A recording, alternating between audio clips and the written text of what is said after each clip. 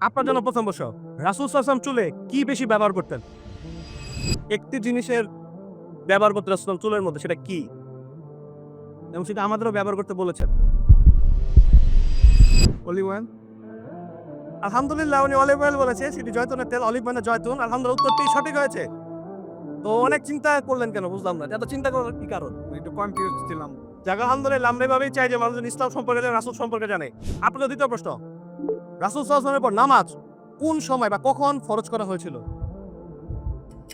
কোন সময় কখন? হ্যাঁ, একটি রাত্রে আল্লাহ সুবহানাহু ওয়া তাআলা রাসূলকে ডেকে নিয়েছিলেন, সেই সময়টার মধ্যে নামাজকে ফরজ করা, সেটার নামটা কি বলেন? আরো ঢেকে দিলাম।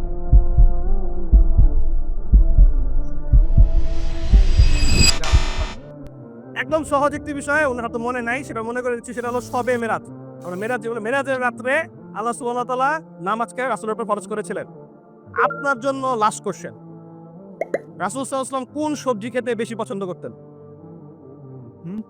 যাক, সাইড থেকে বলে দিচ্ছে, তাকে এটা অন্য ফ্রেন্ড বলে দিয়েছে লাউ। রাসূল সাল্লাল্লাহু আলাইহি ওয়াসাল্লাম লাউ খেতে বেশি পছন্দ করতেন।